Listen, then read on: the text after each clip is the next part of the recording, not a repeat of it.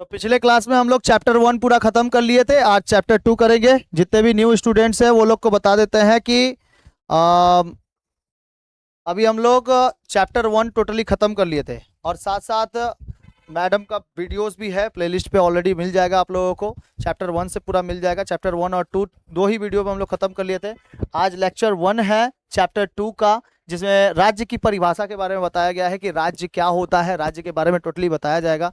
इसका पीडीएफ मैंने ऑलरेडी अपने एप्लीकेशन पे छोड़ दिया हुआ हूँ, और आप वहां से जाके देख सकते हो, डाउनलोड भी कर सकते हो। ठीक है, आप लोग ग्रुप में गया था? ग्रुप में गया था? ग्रुप में ये वाला गया है, इसका पीडीएफ गया है? नहीं गया? 1 चैप्टर का पीडीएफ गया है? 1 चैप्टर का पीडीएफ चला गया है, ठीक है। और साथ साथ प्लेलिस्ट में एक वीडियो भी बन गया है। जैसे तुम 1 चैप्टर किया था पॉलिटी का, नहीं किया था, तुम भी नहीं की थी, तुम भी लोग नहीं की हो। ऑलरेडी यूट्यूब पे वीडियो है, जाके देख लीजिएगा। बिना देखे वो सब वीडियो को अगर मतलब आगे क्लास करोगे तो नहीं आ पाएगा। समझ में आ गया नहीं आ गया? तो अभी से किरण मैम नाम है इनका, और आराम से यहाँ से क्लास करो, ठीक है। जो डाउट होगा पूछ लेना। और आप लोग प्लेलिस्ट में जाके वीडियो जरूर से जरूर देख लीजिएगा। और मैम आपको हम बताएं कि आपका वीडियो अभी बहुत ही हाई लेवल पे चल रहा है। मेरे अभी एजुकेशन प्लेलिस्ट पे सही बता रहे हैं, अभी बहुत ही अच्छा तरीके से चल रहा है। और सब लोग बोल भी रहे हैं कि नहीं सर, समझ में आ रहा है हम लोगों को, ठीक है। अरे मेरा भी वीडियो जा रहा है, इसे कहाँ हंस रहा है तुम लोग? ऐसा नहीं है, ठीक है। तो वेस्ट बंगाल बोर्ड के जितने भी क्लास 11 के बच्चे हैं वो लोग जाके प्लेलिस्ट में वीडियो चेक कर सकते हैं, देख सकते हैं। और अभी आज का जो क्लास है वो आपका लेक्चर 1 है चैप्टर 2 का, ठीक है। राज्य के बारे में पढ़ेंगे।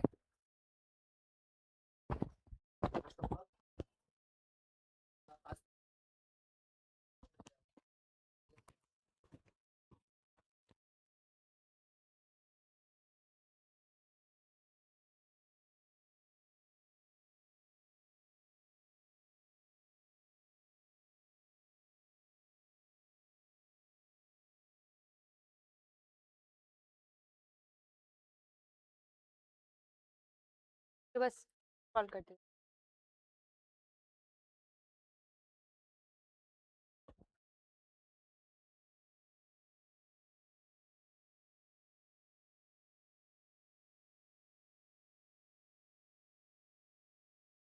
अलग से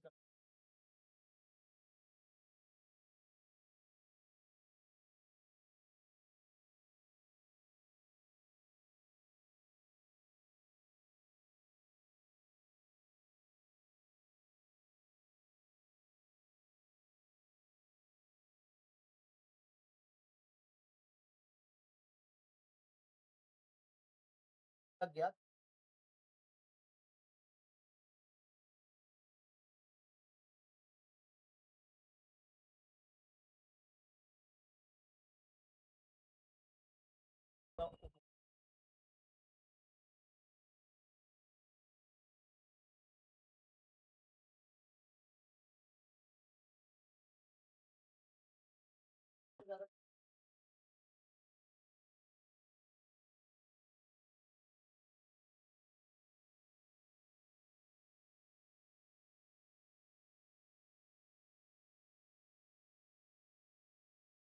तो फर्स्ट चैप्टर जो पढ़ाई थी सबको समझ में आया था? क्वेश्चन पूछूं? है भी है ना?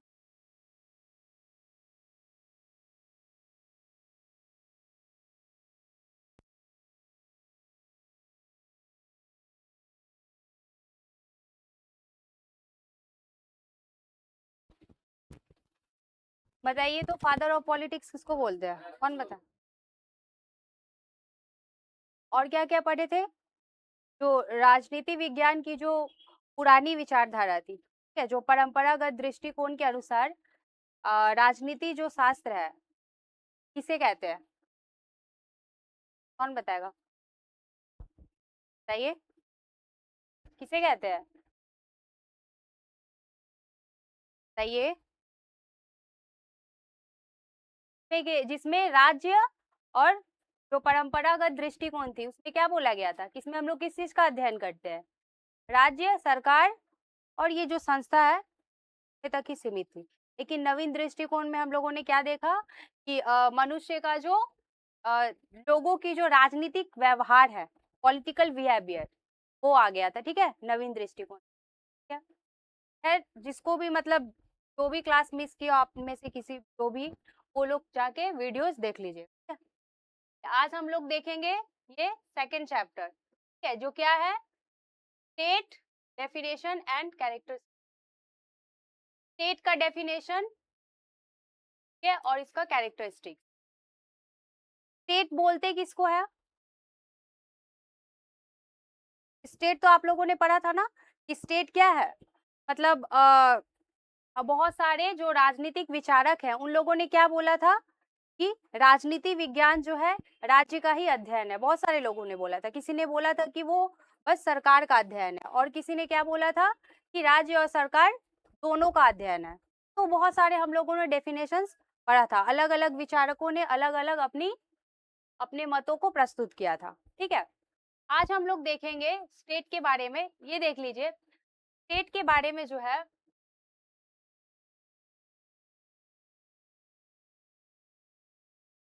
देखिए स्टेट तो सबसे पहले तो ये जानेंगे कि आप लोगों को, जैसा कि आप लोग 10th पास करके न्यू अभी 11th में आए हो, तो आप लोगों को अगर बोला जाए स्टेट तो आप लोग क्या समझते हो कि West Bengal is a state, यही ना समझते हो। अगर आपसे बोला जाए कि इंडिया क्या है तो आप क्या बोलोगे? अभी आप लोगों से पूछा जाए पढ़ाने के पहले तो आप लोग क्या बोलोगे? इंडिया क्या है? देश है। यही बोलोगे ना।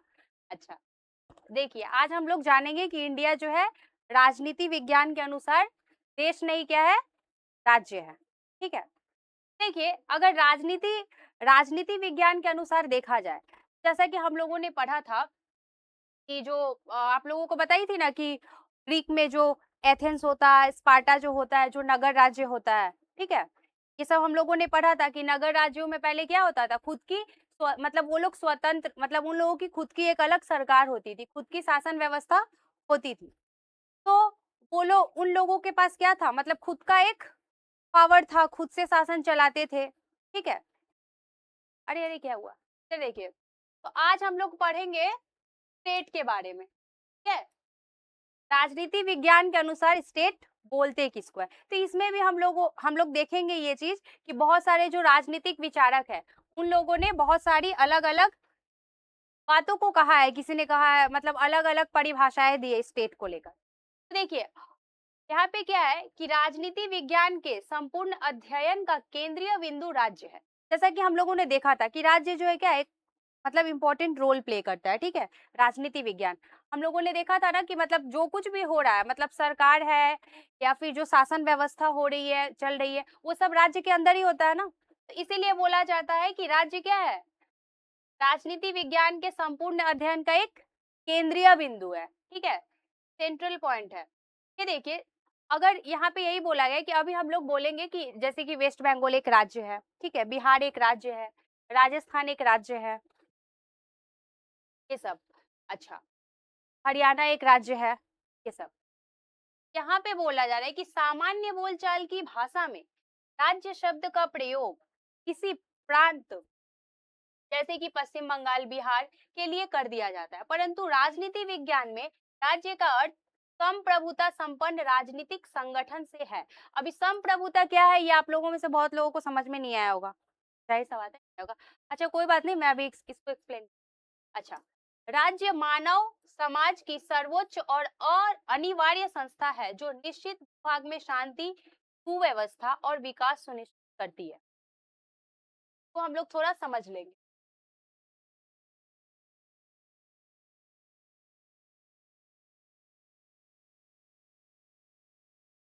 अच्छा, देखिए, तो अभी आप लोगों को मैं जैसा कि बताई कि ये जो राजनीति विज्ञान है के अनुसार जो है राज्य की परिभाषा अलग है। आप लोग जो सोचते हो कि वेस्ट बंगाल एक राज्य है, बिहार एक राज्य है, वो आप लोग को बोला जाए संविधान के अनुसार बोला जाए तो वो एक राज्य है, लेकिन राजनीति विज्ञान के अनुसार हम देखें तो उसको हम लोग राज्य नहीं बोलेंगे, वो क्या है, एक प्रांत है, ठीक है। राज्य किसको बोलते हैं, जैसे कि आप लोग बोलते हो कि इंडिया इज अ कंट्री, लेकिन according to political science India is a state.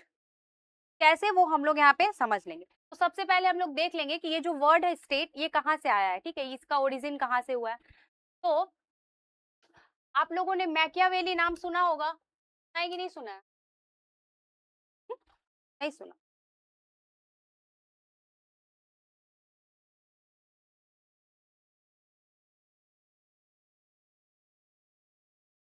Machiavelli, ये कहाँ के रहने वाले थे?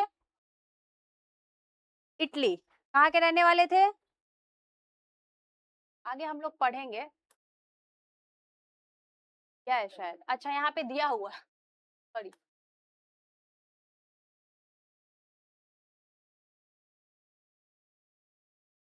ये देखिए, मैकियावेली जो थे ये इटली के थे।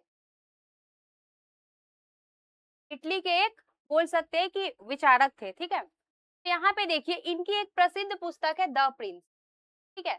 द प्रिंस में जो है इन्होंने सबसे पहली बार जो है स्टेट शब्द का यूज किया था, ठीक है। अब जेहेतु ये इटली के थे तो ये सबसे पहले अगर किसी चीज की खोज करेंगे तो ये तो अपनी भाषा में ना बोलेंगे, तो इन्होंने इटली के शब्द जो था टैटो, ठीक है, ये क्या था, एक इटालियन वर्ड, ये एक इटालियन वर्ड था, ठीक है। इटली की एक शब्द है स्टैटो, यहीं से ये शब्द आया है। और ये जो आप लोग देखते हैं यहाँ पे लिखा होगा कि स्टेटस,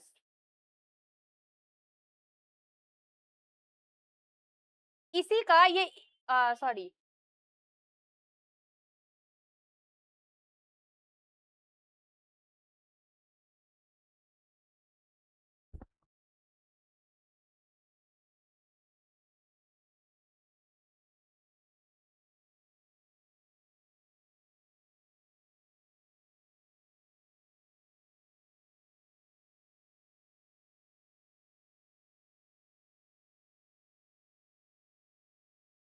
ये जो मैकियावेली थे, ठीक है, ये इटली के रहने वाले थे, ठीक है? इटली के ये एक राजनीतिक विचारक थे। इन्होंने देखिए इनका एक फेमस बुक है द प्रिंस, जो 1513 में 1513 ईस्वी में लिखा गया था। अच्छा, ये देखिए इस बुक में जो है इन्होंने पहली बार जो है स्टेट जो शब्द है उसका प्रयोग किया था, ठीक है। इटली में इन्होंने कौन सा वर्ड का उपयोग किया था? टैटो, मैं बताइए अभी, सॉरी थोड़ा कुछ, टैटो वर्ड का, ठीक है। इसी का मतलब होता है स्टेट, ठीक है। तो यहाँ पे देखिए, यहाँ पे बोला जा रहा है कि ये जो पुस्तक है द प्रिंस, इसी पुस्तक में इन्होंने सबसे पहले जो है राज्य स्टेट नामक शब्द का जो है प्रयोग किया था। तो ये शॉर्ट क्वेश्चन में आप लोगों से पूछा जा सकता है कि सर्वप्रथम स्टेट नाम का जो शब्द है वो कहाँ पे उपयोग किया गया था, किसने मतलब इसको सबसे पहले प्रयोग किया? तो आंसर क्या होगा? मैकियावेली ने, ठीक है, अपनी बुक द प्रिंस में, ठीक। नेक्स्ट हम लोग देखेंगे, अच्छा,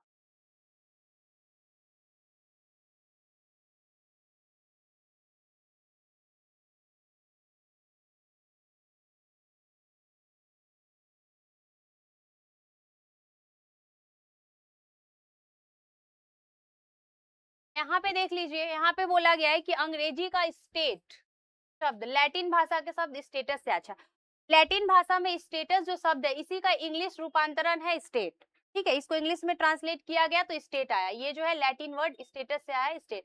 और मैकियावेली ने अपनी पुस्तक में जो अपनी भाषा थी इटालियन वर्ड स्टैटो यूज किया है, ठीक है, उसका भी मतलब होता स्टेट।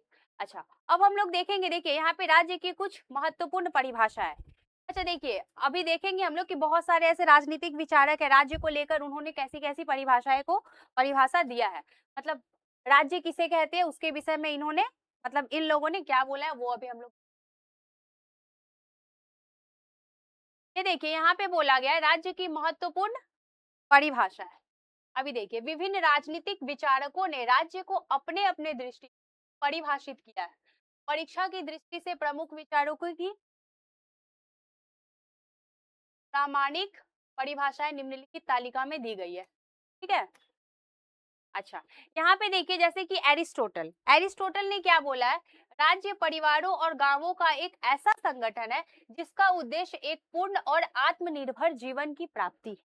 मतलब ये कहते हैं कि राज्य क्या है? तो राज्य परिवारों और गांवों का एक ऐसा संगठन है, मतलब एक बोल सकते हैं कि ग्रुप है, ठीक है, एक ऐसा संगठन है जिसका उद्देश्य क्या होता है? पूर्ण और आत्मनिर्भर जीवन की प्राप्ति। मतलब उस जिस राज्य में जो है लोगों की हर तरह की सुविधा मिले, ठीक है, लोग जो है सुख शांति से, सुख और समृद्धि से उस राज्य में रह सके, ठीक है, उनका पूर्ण जो है विकास हो, मतलब ऐसे संगठन को राज्य बोल रहा है। कौन बोल रहा है? एरिस्टोटल, जो कि फादर ऑफ पॉलिटिकल साइंस है, ठीक है। देखिए ब्लंसली ने क्या बोला है, किसी निश्चित भूभाग पर राजनीतिक रूप से संगठित जन समुदाय को राज्य कहते हैं। निश्चित भूभाग क्या होता है, एक डेफिनेट टेरिटरी, ठीक है, जो एक निश्चित भूभाग पर जो ग्रुप ऑफ पीपल है, मतलब ह्यूमन बींग्स का जो ह्यूमन बींग्स का जो संगठन है वो हम लोग बोलते हैं राज्य। ये देखिए R.M. मैकाइवर, इन्होंने क्या बोला है, राज्य एक ऐसा संगठन है जो कानून के माध्यम से कार्य करता है, जिसे सरकार द्वारा क्रियान्वित किया जाता है और जो समाज में व्यवस्था बनाए रखता है। अब आप ही लोग बताइए, राज्य एक ऐसा संगठन है जो कानून के माध्यम से कार्य करता है। जो राज्य होते हैं उसमें कुछ रूल्स होते हैं, रूल्स एंड रेगुलेशन, लॉज होते हैं, उसके अकॉर्डिंग ही ना हम लोगों को चलना पड़ता है। अगर हम लोग लॉ को नहीं मानते तो क्या होगा, पनिशमेंट मिलेगी ना। तो राज्य में जो होते हैं कुछ नियम होते हैं, ठीक है। तो इन्होंने कहा है कि राज्य क्या है, तो जो बोल रहा है कि कानून के माध्यम से जो लॉज है, ठीक है, हमारे देश में जो राज्य को चलाने के लिए जो कानून बनाए जाते हैं, उस कानून के माध्यम से राज्य को चलाया जाता है से सरकार द्वारा। अच्छा, इस राज्य को मतलब जैसे कि लॉज कौन बनाता है, जो हमारी जो लेजिस्लेचर होती है वो लॉ बनाती है, कानून बनाती है। उस लॉज को एग्जीक्यूट कौन करता है, पालन कौन करवाता है, जो हमारा एग्जीक्यूटिव ब्रांच होता है वो, ठीक है। अच्छा, अगर मान लीजिए कोई लॉज को फॉलो नहीं कर रहा है, कोई नियमों का उल्लंघन कर रहा है, कानूनों का उल्लंघन कर रहा है, तो उसके सजा देने का कार्य कौन करता है, जुडिशियरी, न्यायपालिका, ठीक है। तो यही कह रही है कि एक ऐसा संगठन है राज्य जो कानून के माध्यम से कार्य करता है और उस कानून को सरकार के द्वारा क्रियान्वित किया जाता है, मतलब उस कार्य को, मतलब सॉरी, उस कानून को जो है मतलब एग्जीक्यूट कराया जाता है किसके द्वारा, सरकार के द्वारा, और जो समाज में व्यवस्था को बनाए रखता है। अगर कहीं पे कानून ना हो, ठीक है, कोई नियम ना हो, ऐसे ही बोल दिया जाए तो क्या हो जाएगा, उस राज्य में अराजकता आ जाएगी कि नहीं आ जाएगी। अभी आप लोग मान लीजिए कि आप लोग जैसे स्कूल में जाते हो, तो अगर आप लोग मान लीजिए कि किसी कभी कोई टीचर जो है वो उस दिन नहीं आया, तो उस क्लास को शांत करवाने का दायित्व तो किसको होता है, मॉनिटर को होता है। अब मॉनिटर अगर नहीं रहता तो आपको क्या लगता है, मॉनिटर के डर से ना सब चुप बैठे रहते हैं कि कहीं नाम लिख दिया मॉनिटर तो मैम आके या सर आके मारेंगे, है कि नहीं। अगर मॉनिटर नहीं रहेगा तो कोई मतलब डिसिप्लिन में मेंटेन कर पाएगा क्लास में, सर के या टीचर के, जो भी टीचर है उनके एब्सेंस में डिसिप्लिन मेंटेन करेगा नहीं, किसको जिससे मर्जी उससे बात करेगा, ठीक है, एक दूसरे से मारपीट करेंगे जो भी। तो मतलब ये जो है इसको स्कूल में ये डिसिप्लिन को बनाए रखने के लिए कुछ रूल्स होते हैं, उसको फॉलो करने पड़ते हैं। जो यही बोला जा रहा है कि अगर राज्य में अगर कानून नहीं रहेंगे और कानून है तो उसको अगर कोई फॉलो करवाने वाला नहीं रहेगा, तो फिर वहाँ ये व्यवस्था जो है, समाज की जो व्यवस्था है वो क्या सुव्यवस्थित रहेगी, सही ढंग से समाज को मतलब राज्य को चलाया जा सकता है, नहीं। नेक्स्ट देखिए, अब देखिए नेक्स्ट है हमारे गार्डनर, ठीक है। अच्छा, गार्डनर गार्डनर का डेफिनेशन जो है बहुत इंपॉर्टेंट है, आगे हम लोग पढ़ेंगे कि एलिमेंट्स ऑफ द स्टेट, ठीक है, स्टेट के क्या क्या तत्व है, हम लोग देख गार्डनर ने क्या बताया। अभी फिलहाल देख लेते हैं, राजनीति विज्ञान और सार्वजनिक कानून की दृष्टि राज्य कम या अधिक व्यक्तियों का एक ऐसा संगठन है जो किसी निश्चित भूभाग पर स्थायी रूप से रहता हो, जो बाहरी नियंत्रण से पूर्णतः या लगभग स्वतंत्र, और जिसकी एक ऐसी संगठित सरकार हो कि आज्ञा का पालन अधिकांश जनता स्वाभाविक रूप से करती हो। सर्वश्रेष्ठ एवं सर्वमान्य परिभाषा, मैं बोली ना, ये जो है इनका डेफिनेशन जो है बहुत ही ज्यादा इंपॉर्टेंट है, आगे हम लोग जो है इसको पढ़ेंगे और भी। देखिए तो यहाँ पे ये क्या बोल रहा है कि ये क्या है कि या तो कम या अधिक व्यक्तियों का एक ऐसा संगठन हो, एक ऐसा जो है संगठन हो जो किसी निश्चित भूभाग पर, मतलब एक डेफिनेट टेरिटरी पे रहता हो, ठीक है। जैसे कि मान लीजिए स्थायी रूप से, अच्छा स्थायी रूप से रहना का क्या होता है, जैसे कि मान लीजिए कि आप जो है अ, जैसे कि मान लीजिए कि आप लोग कहीं जैसे कि मान लीजिए आप कहीं घूमने गए, ठीक, आप कहीं घूमने गए, मान लीजिए कि आप कोई जगह पे घूमने जा रहे हैं, तो वहां पे आप 2-3 घंटा घूमे, कोई पार्क है या कुछ भी, वो आपका क्या स्थायी घर है, टेम्पोररी है ना, वो तो कुछ देर के लिए आप वहां पे गए हैं, क्या परमानेंट वो है क्या, परमानेंट वहीं पे रहने वाले नहीं। तो स्थायी होता है वो कि जहाँ पे इंसान जो है परमानेंट रहता हो, ठीक है, तो बाहरी नियंत्रण से पूर्णतः या लगभग स्वतंत्र हो, मतलब जिसके ऊपर जो है बाहरी किसी शक्ति का, किसी पावर का जो है प्रेशर ना हो, दबाव ना हो, ठीक है, वो पूर्ण रूप से अपने डिसीजन ले सकता है। का एक ऐसी संगठित सरकार हो जिसकी आज्ञा का पालन, और वहां पे एक ऐसा सरकार हो जिनकी आज्ञा का पालन सब करता हो। जैसे कि अभी जो सरकार जो नियम बनाती है हम लोग फॉलो करते हैं कि नहीं करते हैं? करना पड़ेगा, नहीं करेंगे तो फिर हम लोग को क्या मिलेगा? पनिशमेंट मिलेगा। तो ये जो है इनका डेफिनेशन। नेक्स्ट हम लोग देखते हैं हेरोल्ड क्लास की, ठीक है। राज्य एक प्रादेशिक समाज है जो सरकार और प्रजा में बटा हुआ है और जो अपने निश्चित भौगोलिक क्षेत्र के भीतर अन्य सभी संस्थाओं पर सर्वोच्च सत्ता रखता हो। देखिए राज्य में क्या दो ही लोग, ऐसा ये क्या बोले कि राज्य में जो है वो दो ही लोग है, एक सरकार है जो शासन करती है, किसके ऊपर करती है? जनता के ऊपर। तो राज्य को ये कह रहे हैं कि राज्य को दो वर्गों में बांट दिया गया है, एक है सरकार और दूसरी कौन है? जनता, पब्लिक, प्रजा, ठीक है। और ये लोग क्या करते हैं, ये जो है अपने निश्चित, मतलब इसका इनका एक बाउंड्रीज होता है, उस बाउंड्रीज के अंदर रहकर ही ये लोग क्या करते हैं, मतलब देखिए यहाँ पे क्या लिखा है, भौगोलिक क्षेत्र के भीतर अन्य सभी संस्थाओं पर सर्वोच्च सत्ता रखता हो। मतलब दूसरे जो ऑर्गेनाइजेशंस है उनका प्रेशर उनके ऊपर ना हो, मतलब सरकार जो बोलेगी, सरकार जो का जो कानून है वही क्या होगा? सुप्रीम होगा, ठीक है, सर्वोच्च होगा, ठीक है। उसके बाद उससे जो है सर्वोच्च, उनसे आगे जो है कुछ नहीं है। मतलब कोई ऑर्गेनाइजेशन जो है, अगर मान लीजिए कोई भी, बहुत सारे ऐसे वेलफेयर ऑर्गेनाइजेशंस भी, तो क्या वो सरकार के नियमों को क्या दबा देंगे? नहीं। नेक्स्ट वुड्रो विल्सन, एक निश्चित भूभाग के भीतर कानून के लिए संगठित जन समुदाय राज्य है। बहुत सारे ऐसे मतलब राजनीतिक विचारक है। हॉल, राज्य मुख्य रूप से स्वतंत्र मनुष्यों का एक ऐसा समुदाय है जो निश्चित भूभाग पर स्थायी रूप से बसा हुआ हो और बाहरी नियंत्रण से मुक्त हो। जैसा कि मैं अभी बताई, ठीक है, कि राज्य क्या है? मुख्य रूप से स्वतंत्र मनुष्यों का एक ऐसा ग्रुप है, मतलब ह्यूमन बींग्स का, कि जिसके ऊपर क्या हो, जो एक डेफिनेट टेरिटरी, निश्चित भूभाग पे निवास करता हो स्थायी रूप से, मतलब परमानेंट तरीके से, और क्या हो, बाहरी नियंत्रण से मुक्त हो, मतलब कोई बाहर का लोग आके जो है हमारे देश के भीतर जो है कोई भी दबाव न डाले, ठीक है। हम अपना डिसीजंस खुद ले सकते हैं, हम अपना लॉस खुद बना सकते हैं, मतलब किसी बाहरी देश का या बाहरी लोगों का हमारे ऊपर प्रेशर ना हो, बाहरी लोग हम पे बल का प्रयोग ना कर सके, ठीक, पावर का यूज ना कर सके। नेक्स्ट देखिए राज्य के मूल तत्व। अच्छा अब हम लोग आते हैं, अच्छा ये तो आप लोगों ने देखा, और भी कुछ बता देती हूँ तो कि यहाँ पे नहीं दिया हुआ है।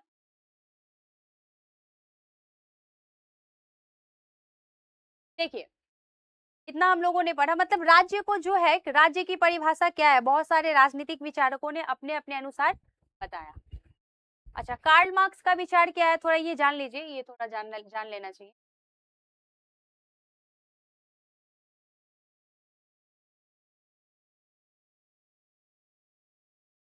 यहाँ पे देख लीजिए,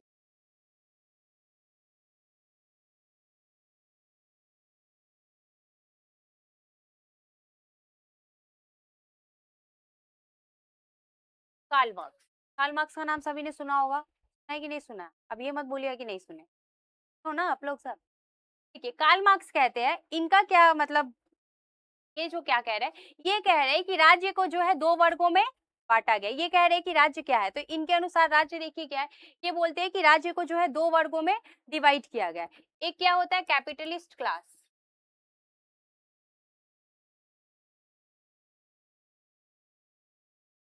और दूसरा वर्किंग क्लास,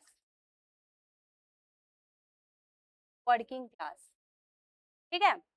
ठीक है, कैपिटलिस्ट मतलब होता है जो पूंजीपति वाले लोग होते हैं, वर्किंग मीन्स मजदूर वर्ग। तो देखिए कैपिटलिस्ट क्या होता है, जैसे कि जिनकी बड़ी बड़ी कंपनियां होती है, जिनके पास संसाधन हो, जैसे कि जो बड़े बड़े फैक्ट्रीज, ठीक है, के मालिक होते हैं, बड़ी बड़ी कंपनियों के ऑनर होते हैं, ठीक है, ये सब आते हैं कैपिटलिस्ट क्लास में, ओके।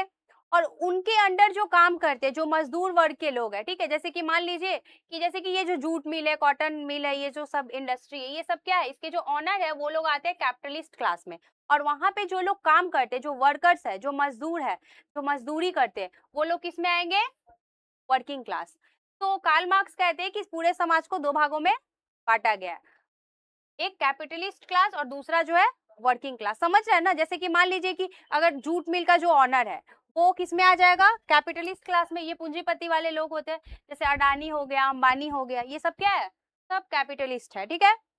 और ये लोग क्या कर रहे हैं? ये जो कैपिटलिस्ट क्लास के जो लोग होते हैं, जैसे अंबानी, अडानी, ये क्या करते हैं? लोगों का शोषण करते हैं। जियो का सिम बोलते हैं ना, रिचार्ज फ्री में पहले आप ये क्या बोलते हैं, कॉलर ट्यून लगा सकते हो। बहुत सारा मतलब ऐसा किया जाता है कि लोग बोलते हैं कि नहीं नहीं ये चलो खरीद लो। उसके बाद फिर क्या होता है? अचानक रिचार्ज क्या हो जाता है? रिचार्ज का दाम बढ़ जाता है। तो इसको बोलते हैं लोगों का ये। तो ये जो कैपिटलिस्ट लोग होते हैं ये क्या करते हैं? लोगों का शोषण करते हैं। और दूसरा जो होता है वर्किंग क्लास। अच्छा, ये क्लियर हुआ आप लोगों को? अच्छा, और मैं एक बता रही हूँ, प्लेटो का एक बुक आता है। प्लेटो ने एक बुक लिखा था, रिपब्लिक। ये याद रखिएगा, शॉर्ट क्वेश्चन में पूछ सकता है कि जो रिपब्लिक बुक है वो किसने लिखा है? प्लेटो ने लिखा है, ठीक है। प्लेटो जो है इस बुक में राज्य के बारे में बताते हैं। अच्छा, मतलब इस बुक में भी इन्होंने राज्य के बारे में कुछ कहा है। और एक आता है on the Republic, on the, sorry ये कैपिटल टी होगा, ऑन द रिपब्लिक। इसको किसने लिखा है बताइए? सिसरो। कौन लिखा है? सिसरो। ये भी एक राजनीतिक विचारक है। तो इनका बुक है ऑन द रिपब्लिक, ठीक है। इसमें इन्होंने राज्य के बारे में बताया। इन्होंने क्या बताया? वो कहते हैं कि राज्य जो एक सार्वजनिक संस्था है, ठीक है, जो जो अधिकार और आपसी सहयोग से चलता है। तो ये हो गया। चलिए, जो भी लिखा हुआ था, जो भी राजनीतिक विचारक का जो भी परिभाषा था वो हम लोगों ने पढ़ा। फिर हम लोगों ने एक दो कुछ एक्स्ट्रा भी जान लिया। अब नेक्स्ट आते हैं।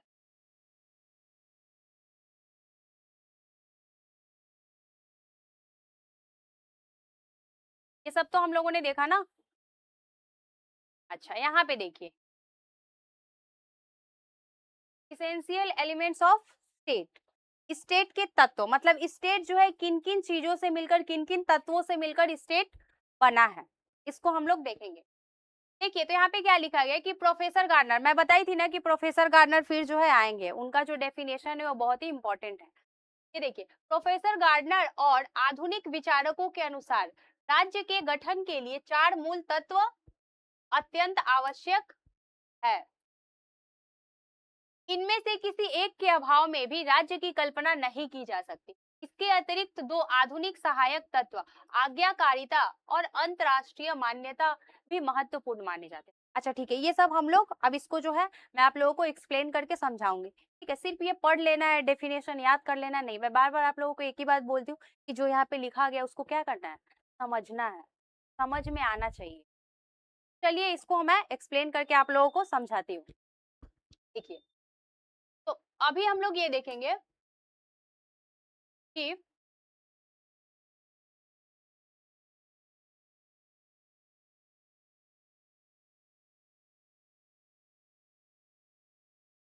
देखिए,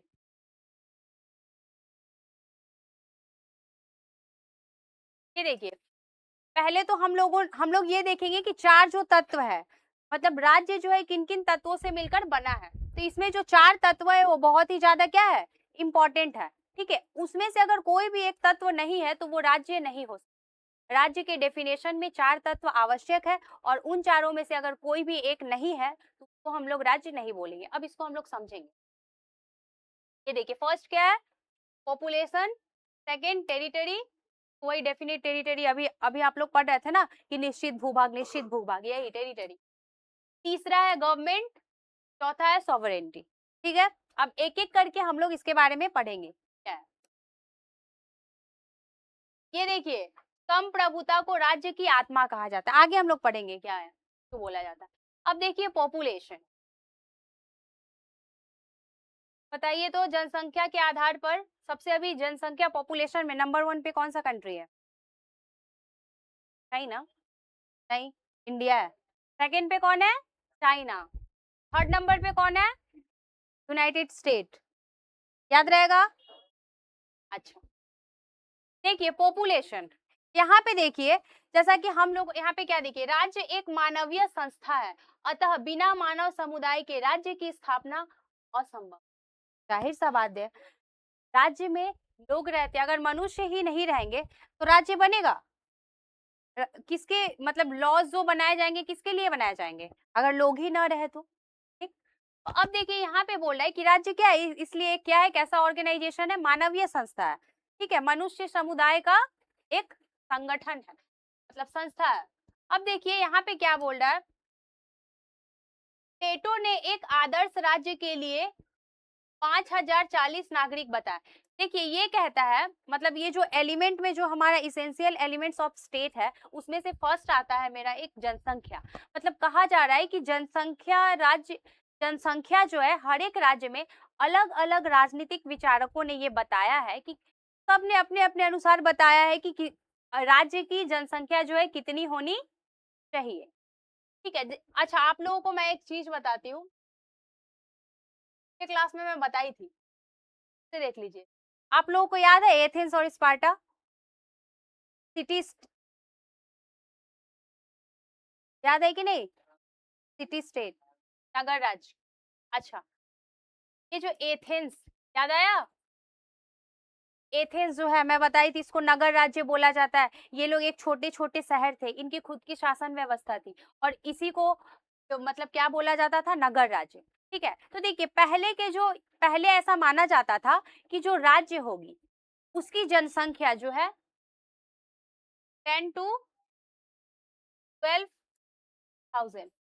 ठीक है, 10,000 से लेके 12,000 तक जनसंख्या जो है होनी चाहिए। मतलब अगर किसी भी राज्य में अगर जनसंख्या जो है मेरी 10 से 12,000 तक है, मतलब अगर राज्य कहलाने के लिए पॉपुलेशन एक क्या है, एक एलिमेंट है। अब पॉपुलेशन कितनी होनी चाहिए, तो पहले जो हम लोगों ने पढ़ा था कि जैसे एथेंस, स्पार्टा, तो उस समय के जो राजनीतिक विचारक थे उन लोगों ने क्या कहा था, मतलब जो परंपरागत दृष्टिकोण ये सब जो हम लोगों ने पढ़ा था ना पहले, तो उनका ये कहना था कि 10 से 12,000 तक जनसंख्या होनी चाहिए। अब देखिए प्लेटो क्या कहते हैं, प्लेटो कहते हैं कि जनसंख्या कितनी होनी चाहिए, प्लेटो के अनुसार एक आदर्श जनसंख्या जो है 5040 होनी चाहिए। अच्छा, 5040 इसको इन्होंने कहाँ बताया है, कि एक बुक है द लॉज। ठीक है, ठीक है, इसमें इन्होंने बताया है 5040 जो है जनसंख्या होनी चाहिए, एक आदर्श आइडियल पॉपुलेशन। अच्छा, अरस्तु ने कहा कि जनसंख्या ना तो बहुत कम होनी चाहिए कि रक्षा ना हो सके। अरस्तु क्या कहते हैं कि जनसंख्या इतनी भी कम नहीं होनी चाहिए कि रक्षा ना हो सके और बहुत ज्यादा भी नहीं होना चाहिए कि प्रबंध ना हो सके। मतलब इतना ज्यादा पॉपुलेशन नहीं होना चाहिए कि मतलब सबके लिए सब कुछ जो है नहीं हो पा रहा। जैसे कि मान लीजिए कि मतलब खाना है 10 लोगों के लिए, मतलब चावल है, ठीक है, आ गए 20 लोग तो होगा नहीं होगा ना, तो ज्यादा लोग आ गए तो दिक्कत हो जाएगी। तो ये वही कह रहा है कि जनसंख्या जो है कम भी नहीं होनी चाहिए और ज्यादा भी नहीं होनी चाहिए। अच्छा, रूसो ने आदर्श जनसंख्या सॉरी संख्या, रूसो ने आइडियल पॉपुलेशन के मतलब क्या बताया है कि आइडियल पॉपुलेशन मतलब कितना जनसंख्या होनी चाहिए, 10,000। इनके अनुसार जो है पॉपुलेशन कितना होना चाहिए, 10,000, आइडियल पॉपुलेशन 10,000। अच्छा, आधुनिक दृष्टिकोण, आज के युग में चीन और भारत जैसे अरबों की आबादी वाले राज्य भी है और सैन मैरिनो या वेटिकन सिटी जैसे छोटे आबादी वाले राज्य भी, अतः संख्या से अधिक जनसंख्या का गुणवत्तापूर्ण, अनुशासित और देशभक्त होना अनिवार्य है। देखिए ये जो मॉडर्न पर्सपेक्टिव है, आधुनिक दृष्टिकोण, वो देखिए क्या कह रहा है, वहां पे बोला जा रहा है कि आज के युग में जैसे कि चीन हो गया, भारत हो गया, यहाँ पे क्या है, यहाँ की पॉपुलेशन अरबों की आबादी है। इंडिया की पॉपुलेशन कितनी है, 140 करोड़ से अधिक, 140 करोड़ से क्या है, अधिक। ठीक है, ये देखिए क्या कह रहे हैं, लेकिन और भी बोले कि और भी देखिए जैसे सैन मैरिनो, वेटिकन सिटी है, यहाँ क्या है, यहाँ की पॉपुलेशन जो है कम है, यहाँ की आबादी जो है कम है, जनसंख्या कम है। अच्छा, अतः संख्या से यहाँ पे ये बोला रहा है कि ये इम्पोर्टेंट नहीं है कि संख्या अधिक हो या कम हो, वो बात तो ठीक है, किसी ने बोला कि ज्यादा होना चाहिए, कोई बोल रहा है कि इतना होना चाहिए, वो सब तो ठीक है, लेकिन यहाँ पे बोल रहा है कि जनसंख्या का गुणवत्तापूर्ण अनुशासित, मतलब उस देश में जो लोग हैं वो जो है अनुशासित तरीके से मतलब रहे वहां पे, उनके अंदर क्या हो, देशभक्ति की भावना हो, गुणवत्तापूर्ण, ये सब जो है, ठीक है। तो पॉपुलेशन समझ में आया।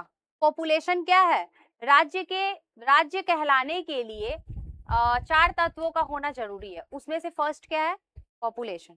तो पॉपुलेशन बहुत सारे राजनीतिक विचारकों ने कहा अपने अपने अनुसार कि एक आइडियल जो पॉपुलेशन होता है, आदर्श जनसंख्या इतनी होनी चाहिए, ठीक है। तो किसी ने कहा इतनी होनी चाहिए, कोई जैसे कि ये क्या बोलते हैं, प्लेटो ने कहा कि 5040 होना चाहिए, और कहा कि 10,000 होना चाहिए, ठीक है। ये समझ में आया। तो पॉपुलेशन क्या इंपॉर्टेंट है, अगर मान लीजिए पॉपुलेशन ही नहीं है फिर वो राज्य नहीं कहलाएगा।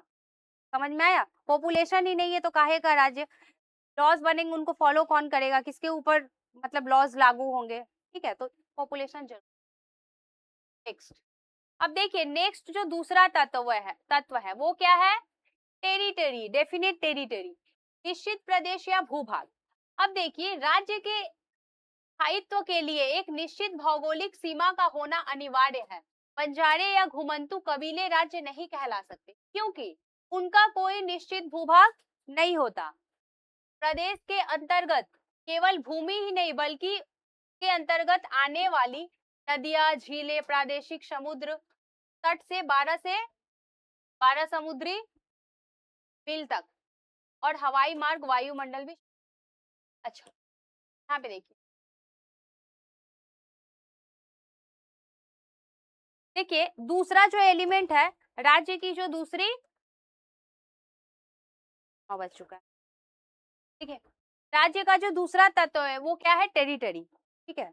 आराम से समझना है, कोई बात नहीं, आज अगर कंप्लीट नहीं हो पाता है तो नेक्स्ट क्लास में, लेकिन समझ के जाना।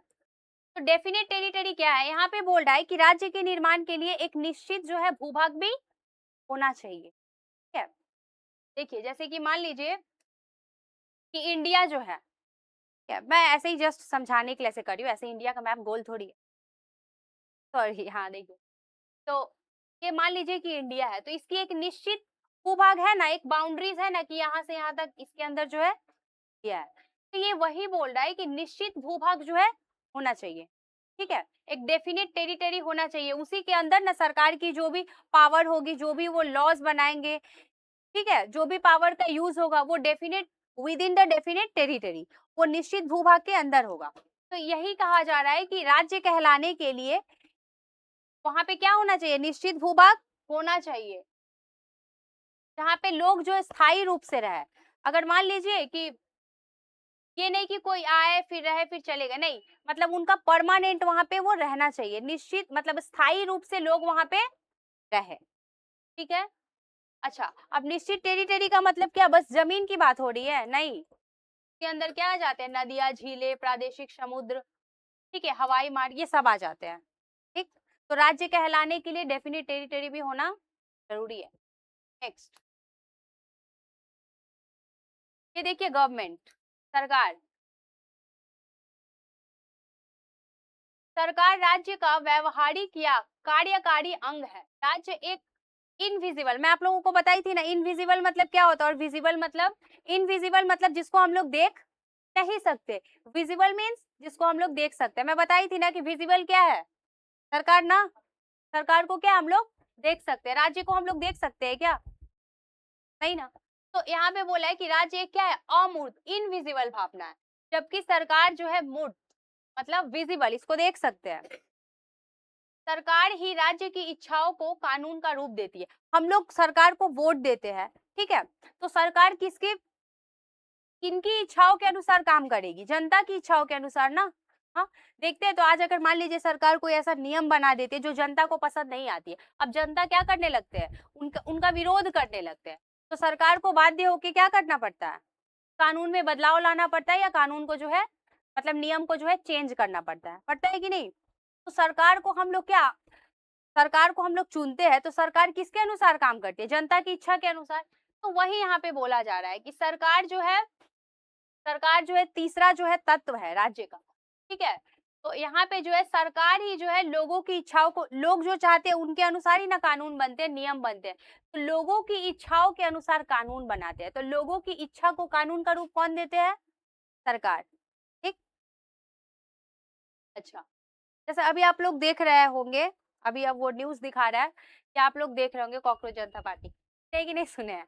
हाँ, तो जाहिर सा बात है पेपर लीक हो रहे, इतने सारे स्टूडेंट सुसाइड कर रहे हैं जो भी, तो आप ही बताइए, तो जनता तो विरोध करेगी, जो भी यूथ है वो तो विरोध करेंगे ना। तो नैतिक आधार पे जो हमारे शिक्षा मंत्री है उनको इस्तीफा दे देना चाहिए, ठीक, क्योंकि जनता उनको पसंद नहीं कर रही है, क्योंकि उनसे जब नहीं संभल रहा है तो भाई आप इस्तीफा दे दीजिए, ठीक है। तो जैसे कि मान लीजिए ये लोग जो विरोध कर रहे हैं, तो जनता को क्या हो रहा है, पसंद नहीं आ रहा है, क्योंकि वो सही तरीके से नहीं चला पा रहा है। तो ये लोग विरोध करिए, तो अब क्या है, नैतिक आधार पे उनको इस्तीफा दे देना चाहिए। तो सरकार क्या करती है, जनता की इच्छा के अनुसार कानून बनाती है, वही कहा जा रहा है। अब देखिए, जैसे सरकार के 3 अंग होते हैं, विधायिका लेजिस्लेचर क्या करती है, कानून बनाती है। जो भी लॉज होते हैं वो कौन बनाता है, लेजिस्लेचर। देखते हैं ना पार्लियामेंट, संसद, जहाँ पे लॉज वगैरह बनते हैं, हाँ, ये हो गया विधायिका लेजिस्लेचर। दूसरा होता है, अच्छा वो जो कानून बना उसको फॉलो कौन करवाएगा, उसको एग्जीक्यूट कौन करेगा, उस लॉज को कौन करवाएगा, कार्यपालिका, एग्जीक्यूटिव, ठीक है। जो कानून बना है, लॉज बना है, उसको लागू करवाना। अच्छा, न्यायपालिका, अगर मान लीजिए कि कानूनों का उल्लंघन किया जाता है, कानून को सही तरीके से फॉलो नहीं किया जाता है, ठीक है, तो उसको कौन देखेगा, फिर न्यायपालिका, जुडिशियरी। क्लियर हुआ? नेक्स्ट आते हैं संप्रभुता, इसे जो है, ये जो है बहुत ही इंपॉर्टेंट है, ठीक है। मतलब ये जो है बहुत ही इंपॉर्टेंट है। बहुत सारे आगे हम लोग पढ़ेंगे, बहुत सारे ऐसी संस्था है जिनके पास ये तीनों चीज है, लेकिन ये सॉवरेंटी नहीं, तो इसीलिए वो स्टेट नहीं है। तो देखिए सॉवरेंटी क्या होता है, यह राज्य का सबसे महत्वपूर्ण और अनिवार्य तत्व है। इसके बिना कोई भी संगठन राज्य नहीं बन सकता। संप्रभुता का अर्थ है राज्य की वो सर्वोच्च शक्ति तथा शक्ति जिसके कारण वह आंतरिक रूप से सर्वोच्च, सभी नागरिकों और संस्थाओं से ऊपर तथा बाह्य रूप से पूरी तरह स्वतंत्र, कि विदेशी शक्ति के मुक्त हो। ठीक है, सॉवरेंटी क्या है? सॉवरेंटी का मतलब होता है supreme and absolute authority. Supreme means क्या होता है, सुप्रीम मीन्स होता है सर्वोच्च, ठीक है, उनसे जो ऊंचा कोई नहीं है, सबसे सर्वोच्च श्रेष्ठ जो। अच्छा, एब्सोल्यूट मीन्स क्या होता है, एब्सोल्यूट मीन्स आप बोल सकते हैं फाइनल, जो फाइनल डिसीजन होता है, ठीक है, उसके बाद कोई कुछ नहीं कर सकता। तो सोवरेंटी को बोला जाता है कि सोवरेंटी जो है सुप्रीम एंड एब्सोल्यूट अथॉरिटी है, ठीक है। देखिए यहाँ पे क्या बोल रहा है कि सोवरेंटी का मतलब होता है कि कोई दूसरा जो देश है वो आके हमारे ऊपर मतलब कोई प्रेशर ना डाल पाए, इंटरफेयर ना कर पाए, ठीक है। आज देखिए इंडिया या कोई भी कंट्री, मतलब देखिए अब हम लोग आगे पढ़ेंगे कि सॉवरेंटी भी 2 टाइप्स के होते हैं, ठीक है, internal sovereignty and external sovereignty. लेकिन पहले हम लोग ये समझे कि ये क्या है। देखिए सॉवरेंटी जैसे मान लीजिए कि जैसे इंडिया, तो इंडिया की जो सरकार है वो इस देश के मतलब जनता की भलाई के लिए अपने अनुसार से लॉज बनाती। बाहर का कोई लोग क्या उनके ऊपर प्रेशर डाल सकता है, इंटरफेयर कर सकता है? नहीं, नहीं ना कर सकता। तो अगर वो इंटरफेयर कर रहा है, इसका मतलब उस कंट्री में, अगर मान लीजिए किसी कंट्री में किसी दूसरे कंट्री बाहर के देश के लोग आके इंटरफेयर कर रहे हैं लॉज बनाने में, कुछ भी जो भी काम हो रहा है वहां पे, इसका मतलब क्या है कि उस कंट्री में सॉवरेंटी नहीं है। मतलब सोवरेंटी का मतलब ही होता है कि देश जो है स्वतंत्र हो, अपना डिसीजन जो है खुद ले सके with in the definite territory. वो उनका एक फिक्स्ड बाउंड्रीज होता है। जैसे इंडिया, तो इंडिया जो है भारत के अंदर ही अपने अनुसार लॉज बना सकती है, ठीक है, अपने अनुसार देश को चला सकती है। उनको कोई भी बाहरी शक्ति प्रभावित, मतलब बाहरी शक्ति आके इंटरफेयर नहीं कर सकती, ठीक है, उनके डिसीजंस में। तो यही होता है सॉवरेंटी, ठीक है। तो यहाँ पे देखिए, देखिए लिखा है किसी विदेशी शक्ति के नियंत्रण से जो मुक्त हो, ठीक। अगर मान लीजिए जो कहीं पे अगर सॉवरेंटी नहीं है, मतलब वो स्टेट। अच्छा, आप लोग से एक बात पूछा जाए, आप लोग बताइए कि 1947 के पहले, 1947 में इंडिया क्या है, आजाद हुआ था ना, तो तो 1947 के पहले आपसे पूछा जाए क्या हमारे भारत में सॉवरेंटी थी, क्या बोलोगे आप लोग? गुड, क्यों नहीं थी?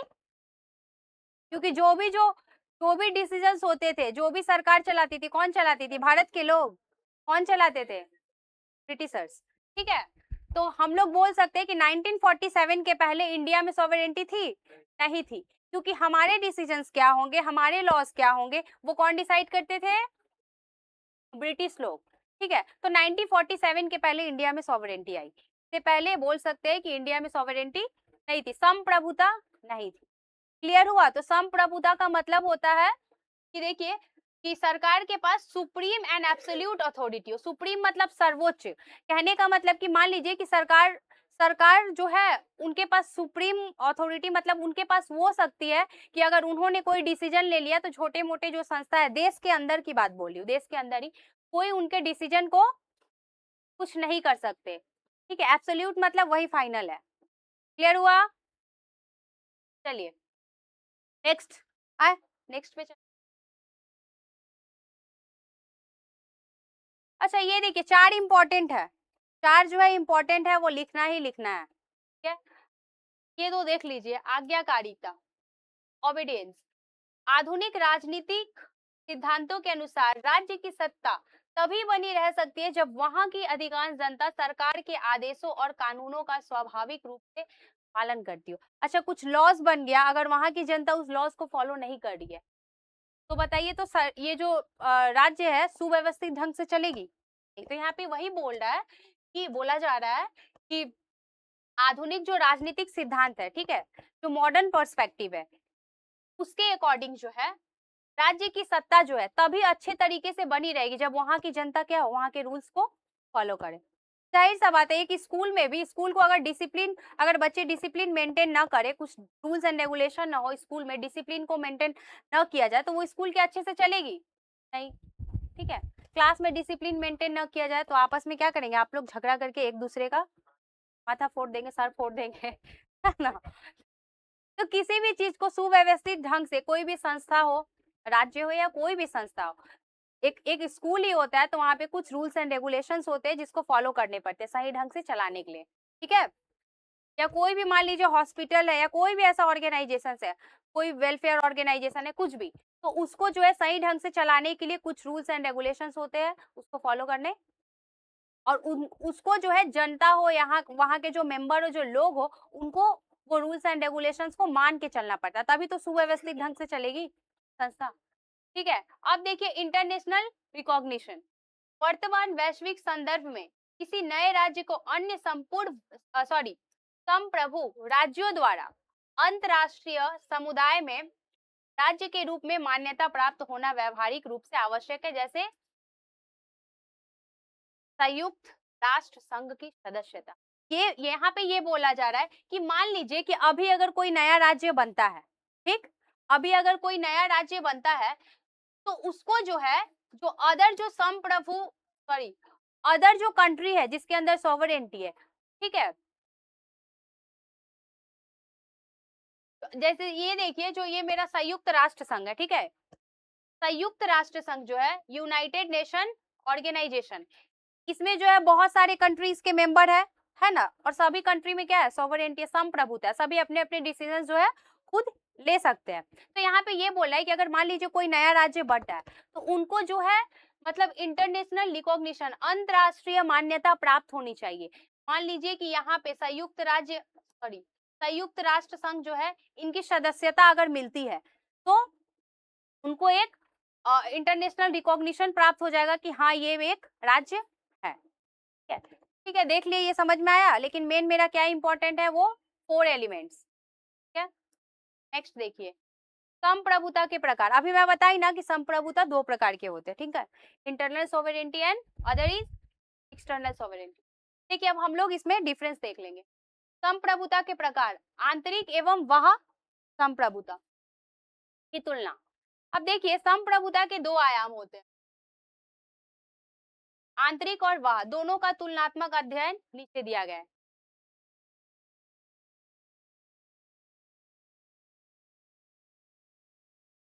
देख लीजिए मूल अर्थ, भौगोलिक सीमा के अंदर रहने वाले सभी नागरिकों, समुदायों और संस्थाओं पर राज्य की सर्वोच्च सत्ता। ये देखिए, internal sovereignty and external sovereignty, वहां संप्रभुता, आंतरिक संप्रभुता। देखिए बोल रहा है कि आंतरिक संप्रभुता क्या होती है, बोल रहा है भौगोलिक सीमा के अंदर रहने वाले सभी नागरिकों, समुदायों और संस्थाओं पर राज्य की सर्वोच्च सत्ता।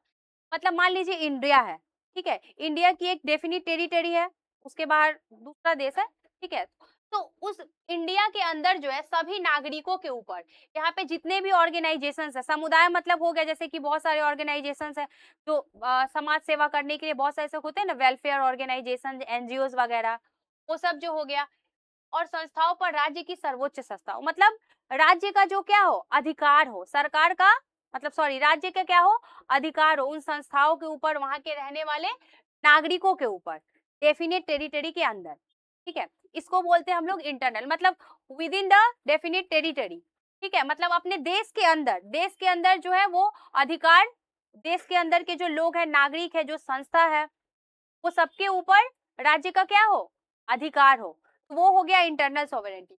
अच्छा, वहां संप्रभुता क्या है, वैदेशिक मामलों में राज्य की पूर्ण स्वतंत्र और किसी भी विदेशी दबाव या गुलामी से मुक्त। अगर मान लीजिए कि इंडिया जो है किसी दूसरे देश से अगर जैसे कि व्यापार करना चाहता है, जो विदेश नीति हमारी जो तय होती है, तो इंडिया के ऊपर क्या कोई प्रेशर डालता है कि नहीं आप हमारे साथ ये करो, व्यापार करो, ऐसा नहीं ना। इंडिया जो है अपने अनुसार किस देश के साथ उसको व्यापार करना है, ठीक है, कैसे करना है, क्या क्या कंडीशन रहेंगी, वो इंडिया अपने अनुसार करती है ना। तो ये मेरा क्या हो गया, जो मतलब बाहरी, जो देश के बाहर का जो होता है उसके अंदर अगर कोई डिसीजन लेना, वो मेरा क्या हो गया, एक्सटर्नल सॉवरेनिटी। और राज्य के अंदर ही, मतलब इंडिया के अंदर ही अपने नागरिकों के ऊपर, हमारे इंडिया के अंदर जो इंस्टीट्यूशंस है उनके ऊपर अधिकार रखना, वो हो गया इंटरनल। इंटरनल का मतलब हो गया देश के अंदर जो पावर का यूज करते हैं वो लोग, ठीक है, सरकार। और एक्सटर्नल हो गया राज्य के बाहर, मतलब दूसरे विदेशी मामलों से जुड़ी अगर कोई डिसीजन ले रहे हैं, तो उसके लिए भी है ना डिसीजन। जब हम लोग गुलाम थे, क्या हम लोगों को डिसीजन लेने का अधिकार था? बिल्कुल नहीं। देश के अंदर ही हम लोग खुद का डिसीजन नहीं ले सकते थे, हमारे हमारे पास सोवरेंटी नहीं थी। तो विदेशों से तो छोड़ दीजिए, एक्सटर्नल सोवरेंटी की बात तो दूर की। नेक्स्ट, कार्य क्षेत्र, यह देश के भीतर कानून व्यवस्था बनाए रखने और आदेश जारी करने से संबंधित है। देखिए, इंटरनल सोवरेंटी का कार्य क्षेत्र क्या है, ये क्या करती है, इंटरनल सोवरेंटी मतलब सरकार क्या करती है, जो भी कानून व्यवस्था जो होती है, कानून बनाती है, कानून को कैसे फॉलो कराया जाए, ठीक है, और आदेश जारी करने से संबंधित है। एक्सटर्नल सोवरेंटी में यह विदेशी नीतियां, और एक्सटर्नल क्या होता है, ये बाहरी मामलों पे ना बात करेगी। जैसे कोई विदेशी नीतियां हो गया, किसी से अगर मान लीजिए किसी दूसरे देश के साथ हम व्यापार करेंगे, तो हमारी विदेश नीति क्या होनी चाहिए, संधिया, एक जो संधिया होती है ना, और युद्ध, बहुत सारे एग्रीमेंट्स होते हैं ना दूसरे देश के साथ, समझौते वगैरह, या कोई युद्ध वगैरह कुछ भी हो रहा है, तो होता है ना कि जैसे कि देखते हैं ना कि जैसे कि जब दूसरे देश से युद्ध हो रहा है, तो हमारे हमारे इंडिया का उसमें क्या रोल होगा, हमारी भी सरकार तो कुछ तो बोलेगी वहां पे जो भी है।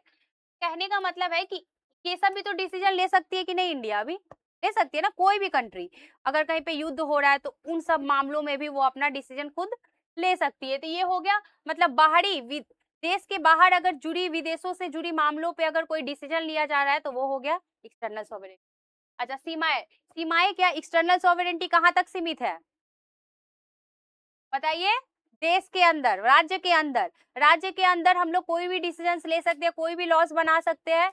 तो वो क्या हो गया, हमारा जो सीमाएं है वो क्या है, इंटरनल सॉवरेनिटी की सीमाएं क्या है, राज्य के भीतर ही, राज्य के भीतर जितने अधिकार हो, नागरिकों के ऊपर, समुदायों के ऊपर, वो। और एक्सटर्नल सोवरेनिटी क्या हो गया, अंतरराष्ट्रीय कानून और संधियां स्वैच्छिक होती है, कोई अन्य देश बलपूर्वक अपनी इच्छा नहीं थोप सकता। कोई भी दूसरा देश, जैसे कोई भी दूसरा देश इंडिया के ऊपर अपना जो है डिसीजन नहीं थोप सकता जबरदस्ती। कोई नहीं बोल सकता जबरदस्ती कि आप हमारे साथ व्यापार करिए, ठीक है। इंडिया अपने अनुसार जो है अपनी विदेश नीति तय करेगी, ठीक। इंडिया के ऊपर कोई प्रेशर है नहीं है, मतलब इंडिया, मैं आप लोगों को समझाने के लिए बोल रही हूँ, मतलब बाकी सभी कंट्रीज के ऊपर जो है, जो जिनके पास सॉवरेनिटी होती है, दूसरे देश उनके ऊपर प्रेशर नहीं डाल सकते। तो मतलब इनको बाहरी, देश के बाहर जो विदेशों से जुड़ी मामलों में भी डिसीजंस लेने का अधिकार है। तो ये हो गया एक्सटर्नल सॉवरेनिटी। नेक्स्ट, उदाहरण, भारत सरकार द्वारा देश के भीतर, जैसे कि हमारी सरकार मान लीजिए कि देश के भीतर टैक्स सिस्टम क्या रहेगा, नए कानून, कोई भी रूल्स रेगुलेशंस वो बना सकती है, ठीक है। हमारे यहाँ पे टैक्स सिस्टम क्या रहेगा, कुछ भी, शिक्षा से जुड़ी कोई भी कानून, ठीक है, जो कुछ भी ये कर सकती है देश के अंदर। ये हो गया इंटरनल सॉवरेंटी। अच्छा, एक्सटर्नल क्या हो गया, भारत का किसी भी गुट, जैसे नाटो में, अब मान लीजिए बहुत सारे इंटरनेशनल ऑर्गेनाइजेशंस है, नाटो हो गया और भी बहुत सारे, जैसे कि वर्ल्ड हेल्थ ऑर्गेनाइजेशन हो गया, ठीक है, यूनाइटेड नेशंस ऑर्गेनाइजेशंस हो गया, तो उसमें हमें शामिल होना है या नहीं होना है, वो हमारी मर्जी है। कोई दूसरा देश हमारे ऊपर दबाव डाल सकता है क्या? नहीं डाल सकता ना, डाल सकता है। तो हम जो देश के बाहर से इंटरनेशनल लेवल से जुड़ी जो डिसीजंस है वो हम लोग खुद ले सकते हैं ना, ये भी पावर हमारे पास है। तो हाँ, हमारा जो राज्य है खुद से डिसीजन ले सकता है कि उसको किस देश के साथ विदेश नीति करनी है, कौन से इंटरनेशनल ऑर्गेनाइजेशन में शामिल होना है या नहीं होना है, ये पावर तो हमारे पास है। तो ये हमारा क्या हो गया, एक्सटर्नल सॉवरेंटी। तो 1947 के पहले इंडिया के पास ना ही एक्सटर्नल सॉवरेंटी, तो दूर की बात है इंटरनल सॉवरेंटी भी नहीं थी। क्लियर हुआ? अच्छा, टाइम कितना?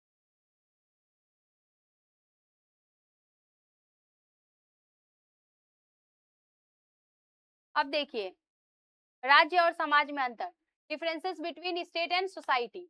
अब देखिए, जैसा मैं बता रही थी कि ये जो सॉवरेंटी होता है वो बहुत ही इंपॉर्टेंट होता है। क्यों? अब देखिए यहाँ पे एक स्टेट में और एक सोसाइटी में क्या अंतर, सोसाइटी मीन्स क्या होता है, समाज। देखिए, राज्य की उत्पत्ति समाज के बहुत बाद में राजनीतिक चेतना के रूप में हुई, अपेक्षाकृत नवीन है। आप लोग पढ़े होंगे ना, पहले समाज आया था ना, परिवार, परिवार से क्या बना, समाज, फिर ना स्टेट बाद में आया। तो समाज क्या है, बहुत ही इतिहास, इतिहास जितना ही पुराना है समाज, मानव इतिहास जितना ही पुराना है, मनुष्य के जन्म के साथ ही सामाजिक संबंधों का ताना बाना शुरू हुआ। मतलब समाज क्या है, बहुत ही पुराना है। सबसे पहले क्या आता है, समाज ही आया था ना, परिवार आया, परिवार के बाद फिर समाज बना, स्टेट, राज्य तो बाद में ना बना। तो समाज क्या है, ये बहुत ही पुरानी है। और राज्य क्या है, ये एक नवीन चेतना है, नया है। अच्छा, भौगोलिक सीमा क्या है, राज्य के लिए एक निश्चित भूभाग या निश्चित प्रादेशिक सीमा का होना अनिवार्य तत्व है। समाज के लिए कोई निश्चित सीमा नहीं होती, समाज विश्वव्यापी हो सकता है, जैसा संपूर्ण मानव समाज। ठीक है।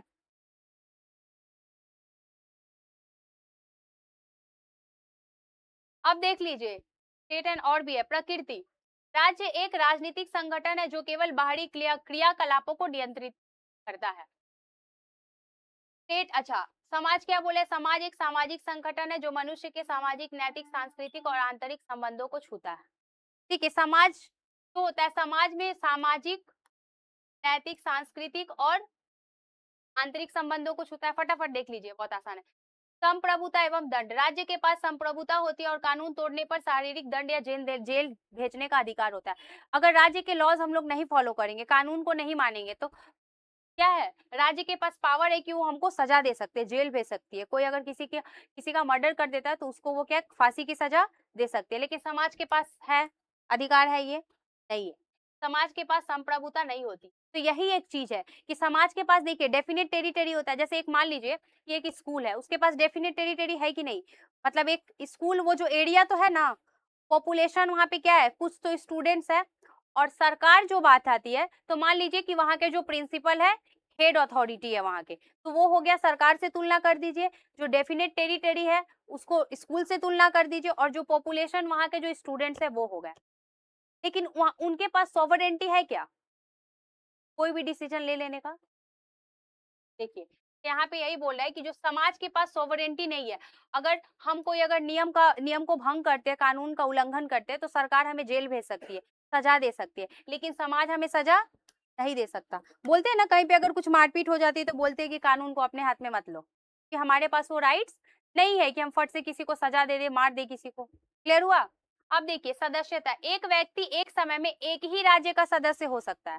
ठीक है, जैसे हमारी, मान लीजिए हमारी जो सिटीजनशिप है अगर इंडिया की है, तो एक टाइम पे एक ही देश की जो है सदस्यता, हम अगर इंडिया के सिटीजन है, अगर मान लीजिए कि मैं अगर चाहूँ कि मैं अमेरिका में जाके रह जाऊं, तो यहाँ का सिटीजनशिप मेरा क्या हो जाएगा, कैंसिल हो जाएगा। एक इंसान एक टाइम पे एक ही कंट्री का, मतलब एक ही राज्य का जो है सिटीजनशिप रख सकता है, लेकिन एक व्यक्ति एक ही समाज में कई सामाजिक संगठन में आप लोगों को बताइए, जैसे कि जो वेलफेयर ऑर्गेनाइजेशन होता है, और जैसे एनजीओ वगैरह जो होते हैं, और भी बहुत सारे संस्था है। तो एक इंसान एक टाइम पे बहुत सारे संस्था का मेंबर बन सकता है कि नहीं बन सकता है, लेकिन एक इंसान एक से ज्यादा देशों का नागरिक नहीं बन सकता। क्लियर हुआ?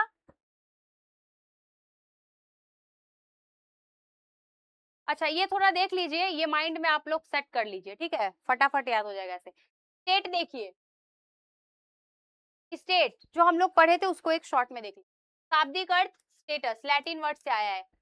अच्छा, इसका सर्वप्रथम यूज किसने किया था? मैकियावेली ने अपनी पुस्तक द प्रिंस में। स्टेट, स्टेट में क्या है?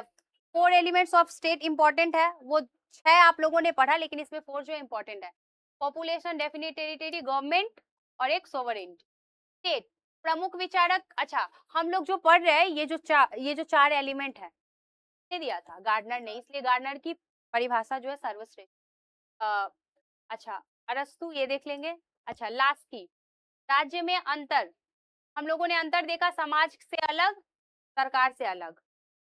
मतलब स्टेट, ये देखिए, संप्रभुता के कारण जो है, और यहाँ पे क्या है?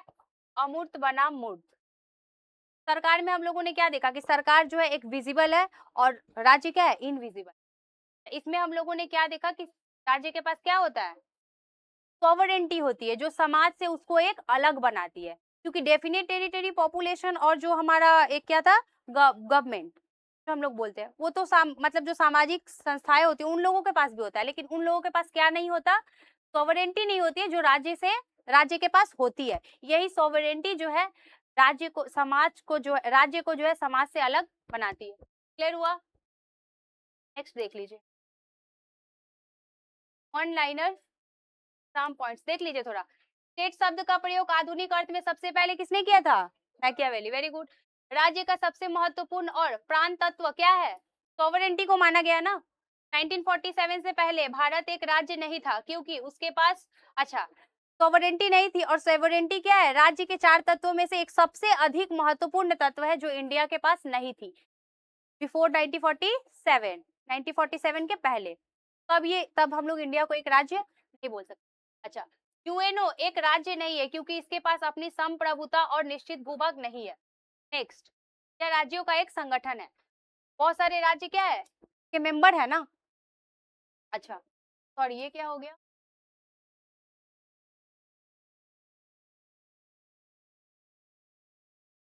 वेटिकन सिटी विश्व का सबसे छोटा संप्रभु राज्य है, मतलब वेटिकन सिटी सबसे छोटा राज्य है, लेकिन इसके पास भी सॉवरेंटी है। प्लेटो के अनुसार आदर्श राज्य की जनसंख्या कितनी है? 5040। इसको इन्होंने किसमें बताया था? इनकी एक पुस्तक आती है द लॉज, उसमें इन्होंने बताया था। जबकि रूसो के अकॉर्डिंग आइडियल पॉपुलेशन कितना होना चाहिए? 10,000। सरकार राज्य का एजेंट या यंत्र होती है, तो राज्य के लक्ष्यों को पूरा करती है। देखिए, सरकार और राज्य में और भी मतलब एक डिफरेंस। देखिए, सरकार में जैसा कि मैं आप लोगों को पहले भी क्लासेस में बताई थी कि सरकार क्या होता है? परमानेंट नहीं होता, टेम्पोरेरी होता है। सरकार तो हर वक्त चेंज होते रहता है ना, लेकिन राज्य क्या होता है? स्थायी संस्था है, ठीक है।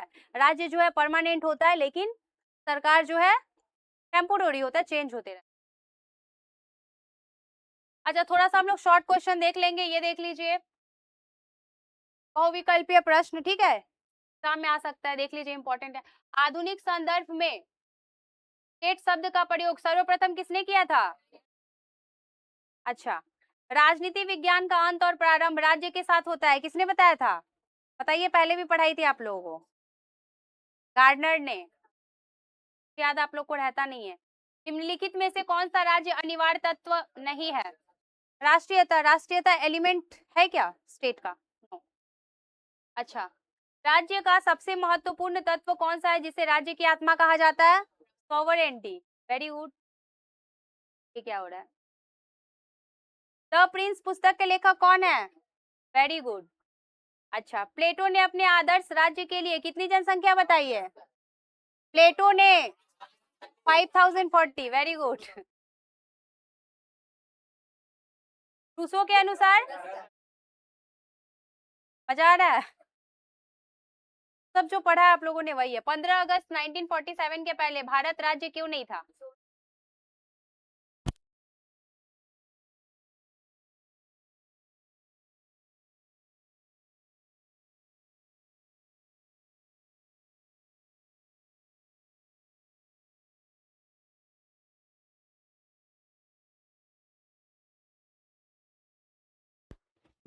देख लीजिए। नेक्स्ट, अच्छा, रूसो के अनुसार आदर्श राज्य की जनसंख्या 10,000। ये वाला क्यों नहीं था? 1947 के पहले इंडिया क्यों नहीं स्टेट था? क्योंकि उसके पास सॉवरेंटी नहीं थी। अच्छा, स्टेट शब्द की उत्पत्ति लैटिन भाषा के किस शब्द से हुई है? हाँ,